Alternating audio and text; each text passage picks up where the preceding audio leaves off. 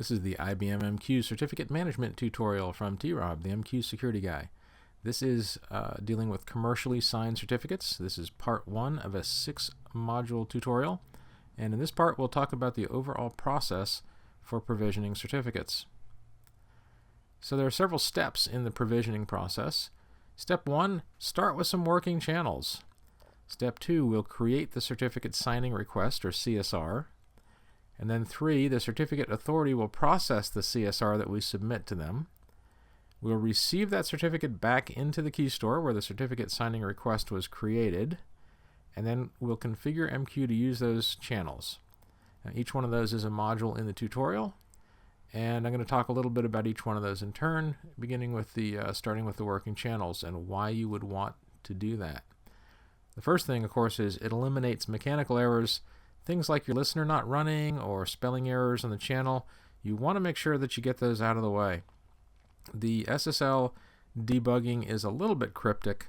It can be a little bit cryptic. The last thing that you want is to have to debug everything, including things like whether the listening's running or whether you've spelled the channel name correctly. Get that all out of the way up front. Some more good advice is that if you've got a production system, whip up some disposable channels. Right? You don't have to do this on your live production channels. You can get the SSL up and running between the two nodes that you want to connect over some disposable channels. Once you know that it's working on those channels, you know that it will work on any channels. And then at that point, you go ahead and re-provision the existing channels with SSL. Another good thing is to make sure that your security is enabled.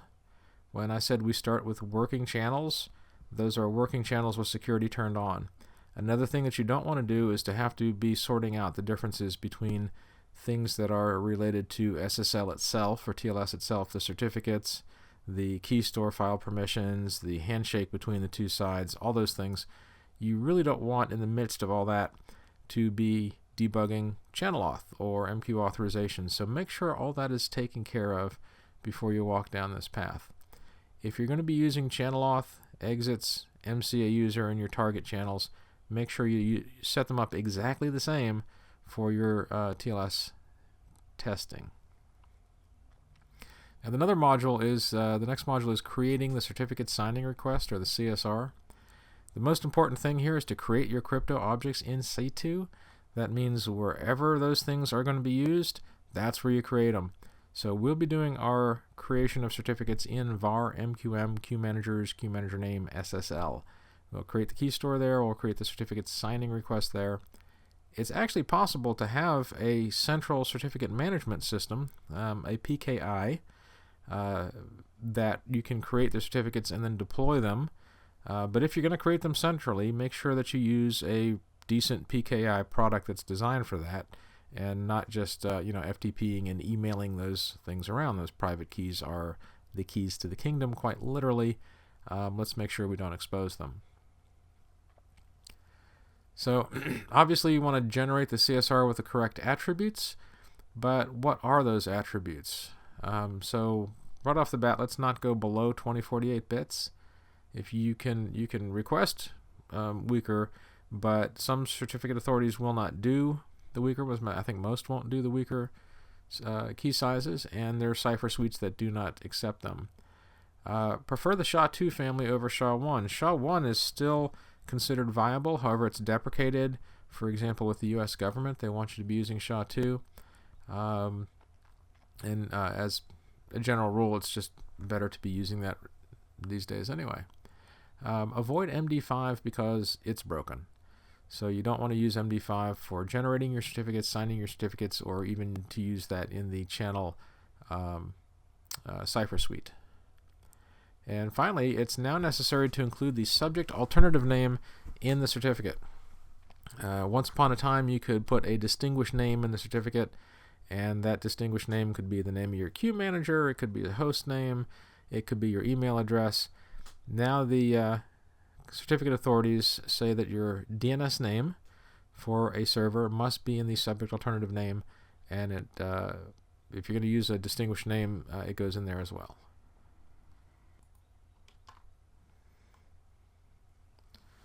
I do have to take a minute to point out that the algorithm that you use for signing your certificate and the public key type that you choose for signing your certificate, for generating your certificate, do affect the algorithms that you can use on a channel cipher suite. Now in the tutorial I'll be using RSA for the key type, and also the signature algorithm will be a SHA-256 with an RSA signature.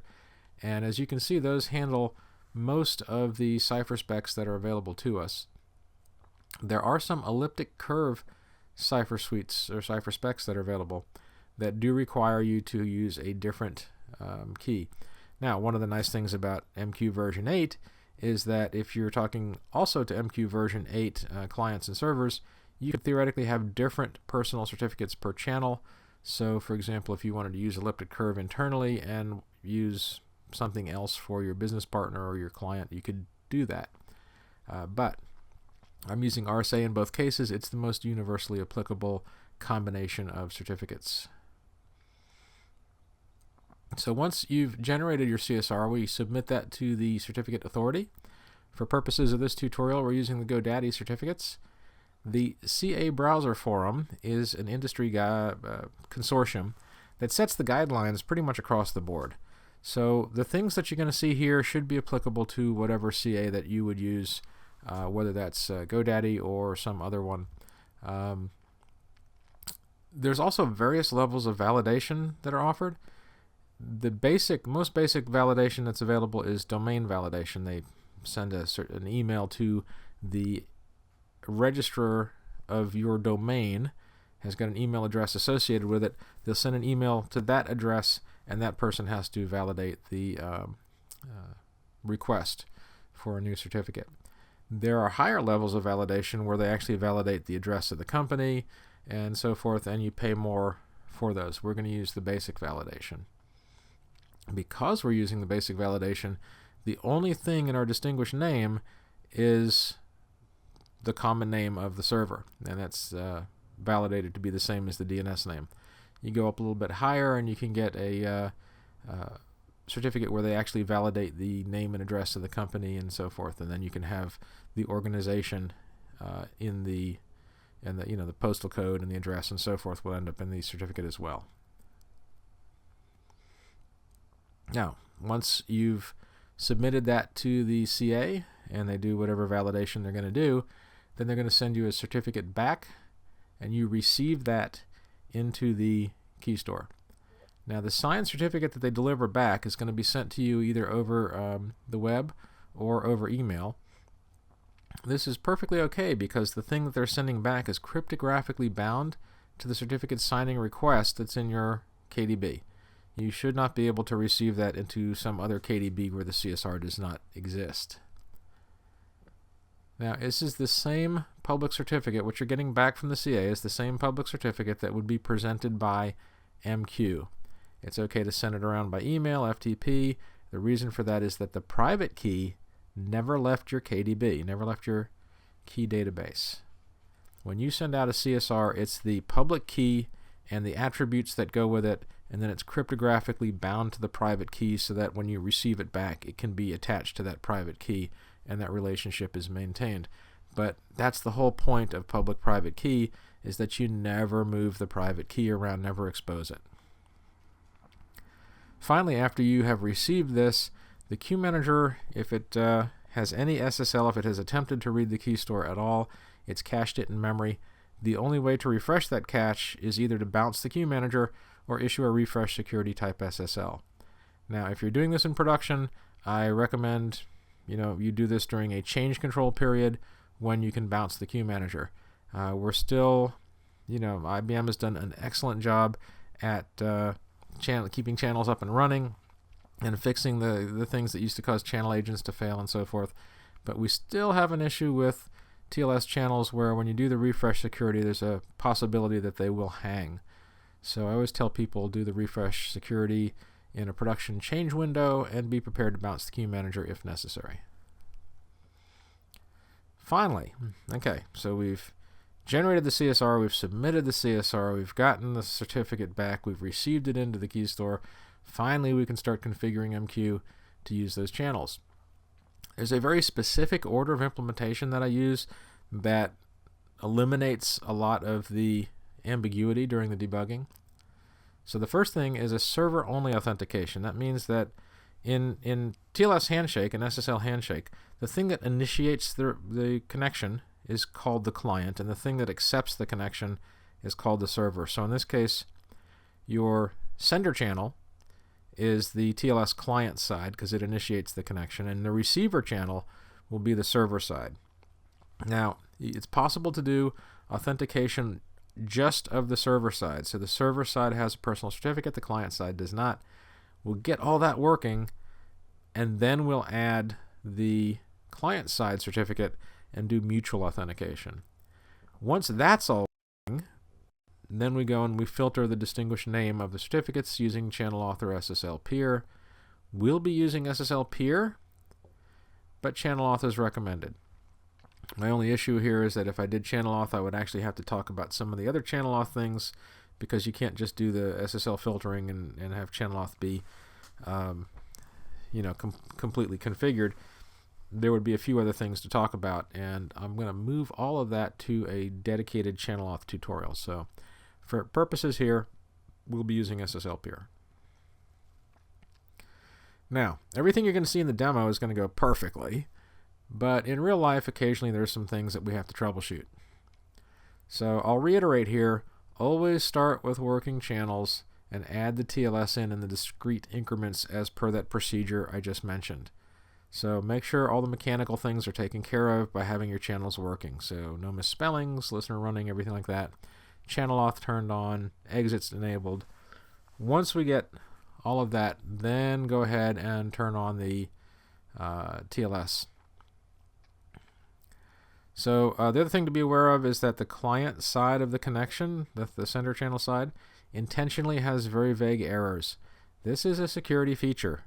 If somebody were attacking you, you don't want that person, you don't want to be telling that person the things that they're doing wrong so that they can go and fix them. What you'd really rather just say is, whoops, sorry, you can't connect.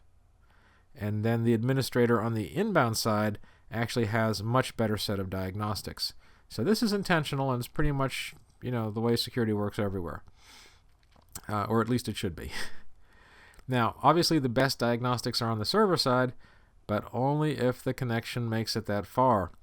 There's a whole class of things where you don't even get to the server side. For example, if your key store is broken, or the password hasn't been stashed, or the file permissions are too permissive on the key store, then it's entirely possible that the connection request will never be made, because the client simply can't access the keys with which to initiate that connection. So if you don't see any errors on the server side, then look on the client side, and hopefully there'll be some error messages on that side that will tell you pretty quickly what the problem is. If you do see errors on the server side, they're likely to be the more descriptive ones. Now, the other thing I discovered was that GSKit throws an interesting error citing an invalid basic constraint when receiving the personal cert from GoDaddy. Now, here are the commands that I used. I do a cert receive, and I get back two different GSKit errors, one saying that there's an invalid basic constraint extension found, and that key entry validation failed. Then I go ahead and do a list on the cert request, and there's none there. Now, there was one there a minute ago before we did the receive. There had to have been a cert request outstanding, and now it's gone. So I do a cert list, and voila, there is the cert IBM MQ Birch at the very bottom that was just received.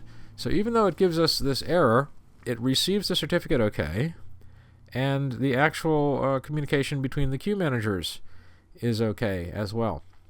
So this has not appeared to impact functionality at all. I have reported it, but don't let that stop you from reporting it. I actually don't have an account with which to open a PMR. I just have to use back channels. So finally, for purposes of this tutorial, I've disabled certificate revocation and online certificate status protocol checking. The reason for that is that my server does not have access to the internet like any well-secured production server will not. Now, if your OCSP or CRL are turned on and the URL they're trying to get to is blocked, then the channel will hang in the initializing state until TCP times it out. More than likely, that's 2 hours would be the standard timeout for TCP. Now, obviously, you want to turn on CRL, you want to turn on OCSP. I would love for you to do those things, but when you do, you'll need to punch a hole for the URL, and fortunately, it's the URL that's listed in the certificate. Right? So when they tell you where the certificate revocation takes place, you don't want that to be a location that somebody could fool you by revoking, putting up certificates that said your certificate was revoked or that of your business partner. What you want is a secure way of getting that URL provisioned. Actually including it in the certificate that you're using is a great way to do that, because it can't be modified without damaging the certificate, and it came from the authoritative source. So look in the certificate, get those URLs, and then punch a hole in the firewall. For purposes of the MQ administrator, note that the URL that you configure into MQ might not be the one in the certificate if internally you're using a proxy server. So very often what happens is you put in the URL for the proxy server then redirects through the firewall to the actual URL. This is,